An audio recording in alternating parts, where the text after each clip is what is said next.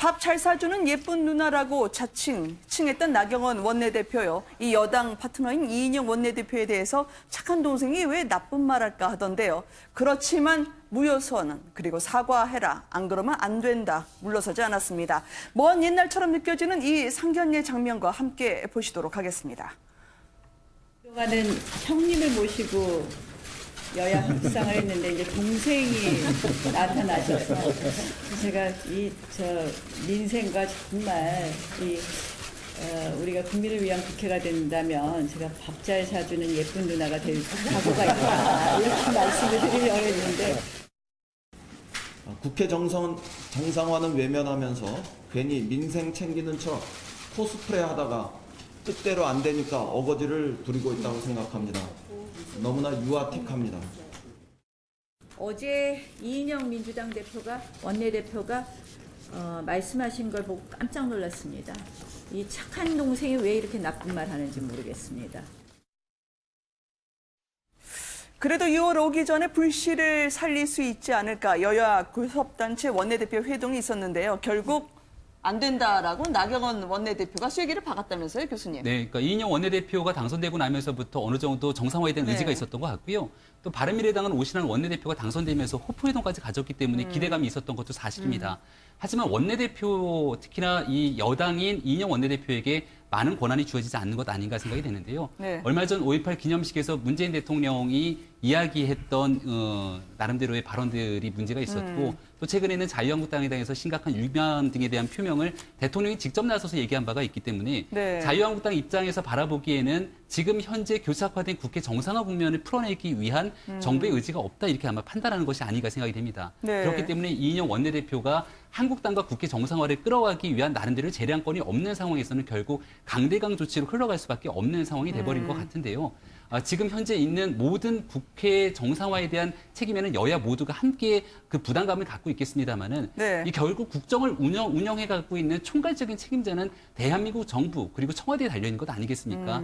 과연 이 상황에서 어떤 방식으로 야당과 소통하면서 문제를 풀어내게 될지 결국 그 키는 이제 원내대표에게 달린 것이 아니라 청와대로 공이 넘어간 것이 아닌가 생각이 듭니다. 그러게요. 지금 유아틱이라고 이야기했던 이인영 원내대표에 대해서 나경원 원내대표는 착한 동생 왜 이러나라는 투로 이야기하던데 오히려 공세는 대통령 쪽으로 더욱 직격을 날리는 것 같습니다. 왜 그럴까요? 김선일 평론가님. 일단은 그 나경원 원내대표 입장에서도 이인영 원내대표는 자기 파트너잖아요. 네. 파트너이기 때문에 거기를 공격해 놓으면 협상하기가 굉장히 어렵습니다. 그리고 이제 지금 박지원 원내대표 전 대표도 얘기를 했지만 네. 그 자유한국당 입장에서는 소위 말하는 방탄국회가 필요할지도 모르는 상황이고요. 그래서 여러 가지 상황을 고려하면 지금 당장 이인영 원내대표에 대해서 이야기를 하는 것보다는 본인의 체급을 올리는 데도 그렇고 그다음에 앞으로 향후의 상황을 네. 관리해 가는 데도 그렇고 대통령을 향해서 이야기를 하는 것이 본인한테는 유리하다고 판단을 하고 있겠죠. 저는 그렇게 생각하는데요. 근데 이제 저는 이렇게 하는 것들이 개인 네. 정치인으로서는 이익이 될지 모르지만 국민은 없는 것이다. 이런 생각이 다시 한번 듭니다. 왜냐하면 네. 지금 그 헝가리 우리 그 비보도 이야기를 나누었지만 국민들이 얼마나 굉장히 불안해하고 힘들어하는 일들이 많습니까? 네. 그러면은 그런 것들을 좀 처리하는 데 있어서 자기들이 양보할 것이 무엇인지 이런 거를 고민을 해야 되잖아요. 네. 그런데 그런 거 없이 지금 당장의 이익만을 위해서 자꾸 말을 이어가면 그 협상의 순간은 점점 더 멀어지는 거거든요. 그러면 그건 지도자의 모습이 저는 전혀 아니라고 봅니다. 네. 그리고 결과적으로는 제 단언컨대 부메랑이 돼서 돌아올 것이다. 이렇게 생각합니다. 네. 또 동생보다는 이제 누나 동생 관계보단 나경원 원내대표에 대해서는 나선배라고 부르면서요. 이제 드라이하게 전국을 한번 봐보고 싶다라고 하는 이인영 원내대표 같은데요. 오늘 지금 천안에서 벌어진 연찬회에서의 나경원 원내대표 그리고 지도부의 발언이 지금 논란이 되기 시작했습니다. 일단 나경원 원내대표가 파면된 외교관에 대해서요. 공개에 처형된 거나 다름없다는 수위를 높이는 발언을 했는데요. 정윤기 의장은 문 대통령에 대해서는 한술 더 떴습니다. 어떤 논란의 발언인지 직접 들어보시도록 하겠습니다. 김영철 숙청했고 김혁철 처형했고 심지어 자기 동생까지 여동생 김여정까지 지금 근신하고 있다. 이 기사를 보시면서 저는 이런 생각을 했습니다. 어떤 면에서는 김정은이가 우리 문재인 대통령보다 지도자로서 더 나은 면도 있는 것 같다. 지도자로서 이 조직을 이끌어가고 국가를 이끌어가려면 신상필벌이 분명해야 됩니다. 잘못하니까 책임을 묻잖아요. 외교안보 특보라고 하는 문정인 특보, 서훈 국정원장, 그리고 청와대 안보실장 정의용, 그리고 강경화 외교부 장관, 이 사람들 전부 다 누가 저쪽처럼 처형하라고 합니까? 처형이 아니라 책임은 물어야 되는 것 아니겠습니까? 그런 면에서 역설적으로, 예, 제가 그런 면에서 역설적으로 어떤 면에서는 김정은이가 오죽하면 김정은이가 책임 묻는 면에서는 문재인 대통령보다 낫다라고 이렇게 얘기를 하겠습니까? 한 보도에 따르면 하노이에서의 협상 결렬 책임을 처형으로 물었다라는 보도가 있었었는데요. 이거를 받기라도 하듯 오늘 정용기 의장이 발언한 부분에 대해서 당장 민주당에서는 제명하라고 나섰습니다. 발언 하나하나가 심상치 않아서요. 김재희 변호사님께 좀 네. 여쭤보고 싶어요. 네. 아, 근데 진짜 저는 깜짝 놀랐어요. 저게 과연 저렇게 공개석상에서 버젓이 나올 수 있는 표현인지 굉장히 좀 의문인데요.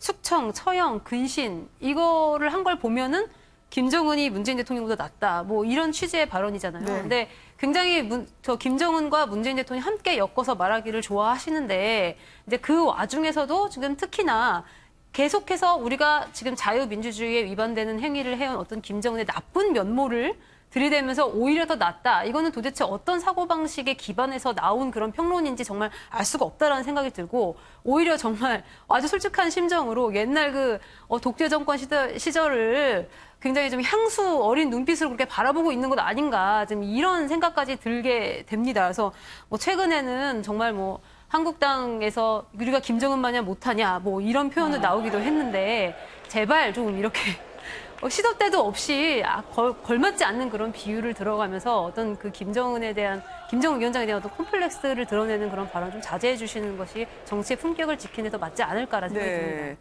아마 이제 문 대통령이 왜 책임을 묻지 않느냐라는 그 취지로 발언을 하려고 하다가요. 이 당내에서 약간의 술렁이는 분위기를 느끼고 나서 이게 처형까지는 아니더라도라고 하면서 계속 부연 설명을 했는데 어떻게 이런 발언이 나온 건가요? 장혜찬 평론가님. 저는 저 발언 같은 경우는 제 생각에 보좌관이 써준 건 아닌 것 같고요. 아, 그래요? 정영기 의원이 아마 즉석에서 해낸 생각이 아닌가 싶습니다. 그런데 메시지의 핵심은 이것입니다. 문재인 정부 인사 책임을 지는 분위기가 거의 없고 네. 회전문 인사라는 비판이 있지 않습니까? 최근에도 네. 차관급 인사 단행된 걸 보면 법무비서관이 법제처장이 되고 법제처장이 인사수석이 됐습니다. 법제처장에서 인사수석된 분은 예전부터 문재인 대통령과 같은 부산에서 변호사 사무실 함께 하던 분이었습니다. 네. 그리고 야당에서 줄기차게 비판을 하는 실제로 국민 여론상으로도 인사검증에 책임이 있는 것 같은 조국 수석 같은 경우도 꼿꼿하게 남아있고요. 네. 여러 가지 외교적 문제가 터지고 있음에도 불구하고 뭐 태극기가 구겨졌다던가 주 베트남 대사나 최근에 주 몽골 대사가 깐풍기 벌었다고 직원들에게 갑질하다가 지금 제보가 오기도 했죠. 이런 문제에도 불구하고 강경화 외교부 장관은 이 정부에서 절대 건드릴 수 없는 사람처럼 인식되고 있거든요. 네. 여기에 대해서 인사권자로서 책임을 좀 분명하게 물었으면 좋겠다. 이 본말의 메시지 자체는 저는 동의가 되는 편인데 그러나 굳이 김정은 위원장과의 비교를 했어야 되는가? 이 부분에 있어서는 지금 한국당 의원들이 뭔가 문재인 대통령에게 우리가 핍박을 당하고 있다는 인식이 너무 과한 나머지 네. 표현에 있어서 조금 선을 넘은 것 같다. 이게 정무적으로도 그렇게 지혜로운 표현은 아니었던 것 같다는 생각을 하고요.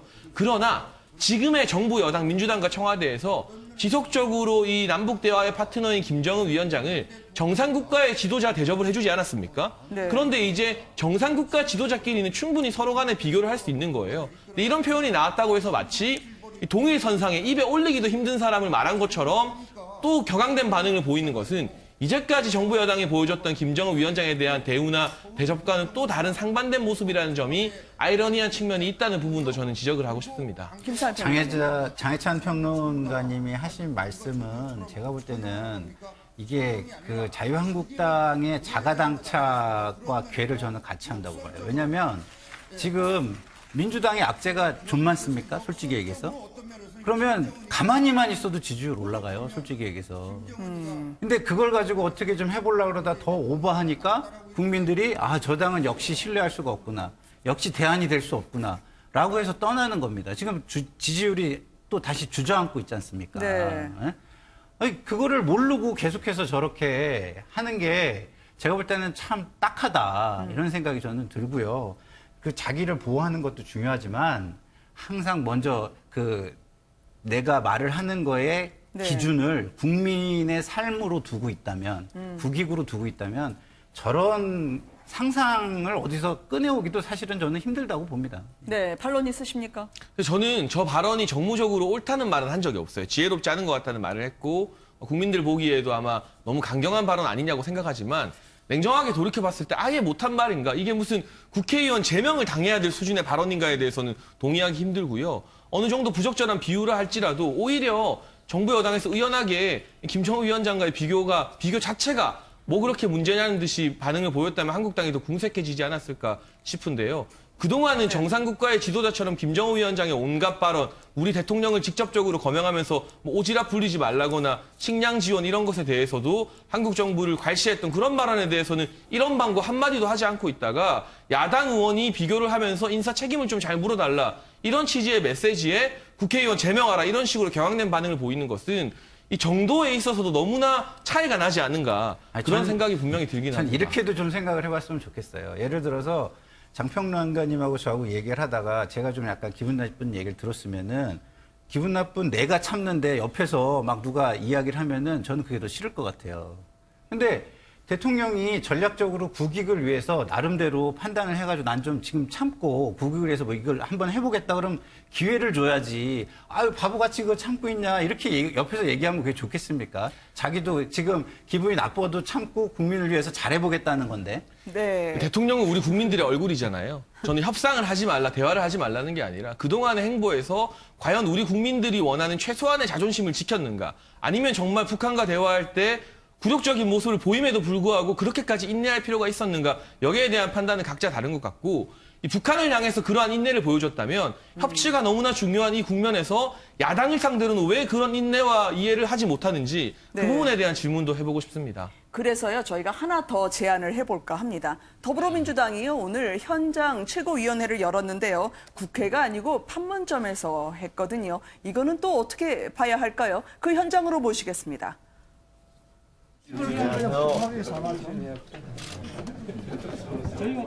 앞에 렌즈 카메라네요.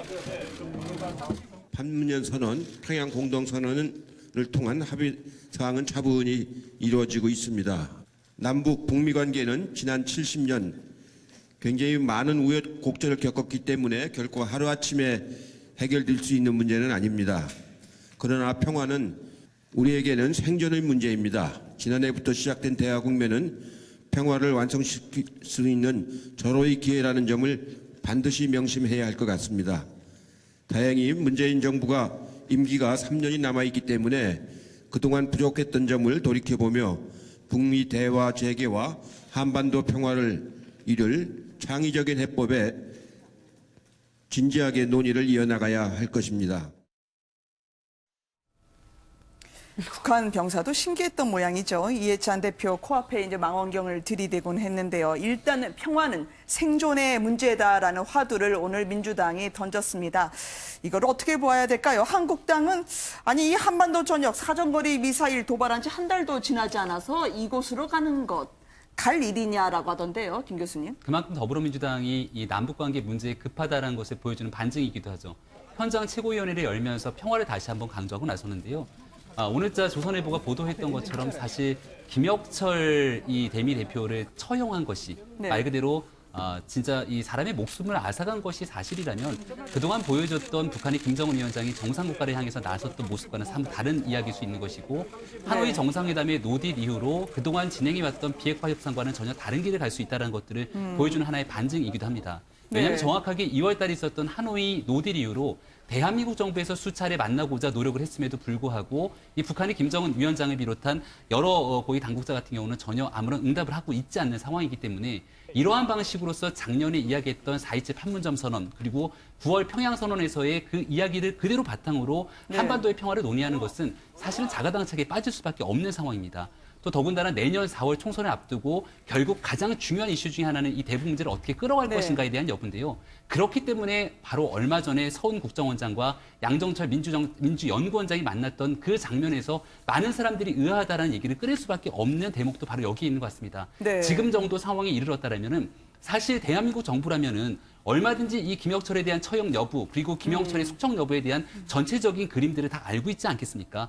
모든 것들을 낱낱하게 이야기하기 어려운 측면들이 있다라면 현재 남북 관계가 적어도 어디까지 가고 있는지에 대해서는 국민께 분명한 이야기를 할 때가 됐는데 그렇지 네. 않고 과거에 있는 평화 공약만을 계속 도돌이표되듯이 반복하는 것들은 국민에 대한 예의가 아니다 이렇게 생각합니다. 네, 그렇지만 일단은 대북 정책에 있어서 저희가 네. 지난 정부, 지지난 정부 항상 늘 이렇게 좀 모자랐다라고 생각하는 부분이 바로 일관성이라는 그런 측면이라고 생각을 합니다. 그래서 사실 북한의 어떤 태도 변화는 우리나라보다는 어떤 미국과의 관계에 좌우되는 경우가 굉장히 많고요. 그래서 남한이 북한을 대하는 어떤 태도에 있어서는 정권과 어떤 그 미국과의 관계와 관계없이 일종의 일관성을 보여줘서 신뢰를 형성하는 부분도 상당히 중요하기 때문에 이제 그런 전략 하에 아마 더불어민주당도 저 판문점에 가서 현장 최고회의를 굳이 여는 그런 모습을 보여줬던 것이 아닌가 싶고 아까 김정은 위원장 이야기도 나왔지만 하나의 대상을 바라보는 데는 굉장히 수개의 다른 측면과 관점이 있을 수가 있습니다. 그래서 김정은 위원장이 외교 그런 현장에서는 당연히 어떤 다른 하나의 국가의 수장으로서 그렇게 돼야 되는 측면이 있는가 하면 어떤 우리가 민주주의라는 이념적 측면에서 보면 그 정치적 상황이 민주주의에 부합하는 것은 아니기 때문에 우리 체제에서 또 비판할 측면도 있는 겁니다. 이제 그런 것들이 같이 섞여 있는 그런 상황에서 이제 무조건 뭐 차라리 신상필보를 하는 김정은이 낫다 이런 네. 표현이 굉장히 좀 부적절한 표현이었다는 것이 그것이 신상필보를 위해서 과연 그렇게까지 처형하고 뭐 근신시키고 이러는 것이 합당하느냐 그런 거에 대해서도 조금 더 논리 정연하게 자신의 생각을 정리할 필요가 있지 않나 싶습니다. 네. 근데 궁금한 건 민주당이나 한국당이나 왜 다 밖에만 계시나요? 이 최고위원회까지 포함해서 말이죠. 황교안 대표가 어떻게 마음 먹느냐에 따라 달린 문제인 것 같습니다. 이분이 이제 원외이긴 한데요. 오늘 단결의 장을 천안에서 마련하고 있고요. 앞으로 어떻게 확장성을 보일지요. 먼저 관련 영상을 보시도록 하겠습니다.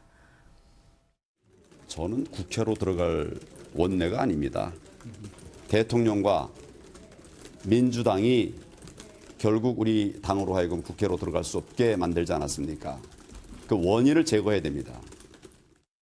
얼마 전에는 국민 속으로 민생 투쟁 대장정을 했는데 국민들의 살아있는 생생한 아픔과 또 절규들을 들을 수 있는 참 귀한 시간이었습니다. 그러나 아직도 상황은 녹록지 않습니다. 어려움이 바뀌질 않았습니다. 우리의 투쟁 계속될 수밖에 없고. 황교안 대표가 지금 당에서 원하고 그러면은 나갈 수 있다라고 한 것은 예. 당에서 원하면 비례대표로 갈 수 있다 하는 것도 함의하고 있다고 봅니다. 왜냐하면 제가 볼 때는 분명히 이 황교안 대표는 지난 보궐선거 때 창원 성산에서 출마하라고 당에서 권했지만은 안 나가고 오히려 원룸 얻어서 가서 지원하다가 결국 거기서는 패배했지 않습니까? 그런데 만약 국회의원 출마해가지고 낙선할 경우에는 대통령 후보가 되기가 힘듭니다. 노무현이 아니에요, 황교안은. 그렇기 때문에 저는 비례대표로 당에서 그렇게 추대를 하면은 전국 선거를 지휘하기 위해서 대표는 비례대표로 간다 하는 구실을 만들어 나가는 것이 아닌가. 황 대표가 고민거리가 많은 모양입니다. 워낙 확장성 때문에요. 불교 예법 지키지 않았다는 부분에 대해서 사과를 하고 오늘 대통령에 대해서는 불교 설화까지 거론을 하면서요. 본인에 대한 의식을 다 알고 있는 것 같습니다. 어떻게 보셨습니까, 김 교수님? 네, 그러니까 종교적인 갈등을 극복하기 위해서 굉장히 다분히 노력하는 모습들을 보는 것 같고요. 얼마 전에 자유한국당 유튜브에서 정미경 최고위원과 함께 출연해서 본인의 의지가 그런 것이 아니었고 여기에 대해서 충분하게 극복하기 위해서 더 배우겠다라는 표현을 하기도 합니다. 네. 지금 한국당에 주어진 여러 가지 숙제 과제들이 많이 있는데요. 일단 더불어민주당과 중간에 접점을 찾아나가기 위한 노력들이 완전히 결렬되고 있는데 이 모든 것들은 바로 총선이 목전에 있기 때문에 대한민국 양당 구도 속에서 더욱더 극단적인 상황들이 치닫고 있는 상황인 것 같다는 생각을 지울 수가 없고요. 황교안 대표 입장에서는 내년 총선을 앞두고 일단 중도로서의 외연 확장을 말씀하셨으니까 네. 이것들을 해내기 위한 단 한 가지 과제가 있다면 결국 사람을 통해서 국민들에게 설명하고 설득하는 과제일 겁니다. 그래서 6월 달에 일단 1차적으로 인재 영입을 한다고 하고요. 네. 2차적인 인재 영입은 가을에 진행을 한다고 하는데 국민들 눈높이에 봐서 충분하게 한국당이 가지고 있는 이야기들을 더 편하게 풀어낼 수 있는 인사들을 중심으로 어떻게 네. 인재 영입이 이끌어낼 것인지, 그리고 두 번째는 과거 이제 민생 대장정을 통해서 여러 가지 이 목소리들을 담아냈는데 여기에 대해서 경제, 민생, 대북 등에 대한 한국당의 정책적 메시지들을 어떻게 구현하게 될지를 충분하게 국민에게 설득하기 위한 과제들이 황교안 대표에게 남은 것이 아닌가 생각됩니다. 이 5.18 막말했던 의원들에 대해서는 제대로 처벌을 한 거냐 계속 미루고 있다고 하는 비판이 있었었는데요. 이 와중에 지만호 씨 지금 5.18 북한군 개입을 주장을 했었었는데요. 버티다가 배상금을 냈다고 합니다.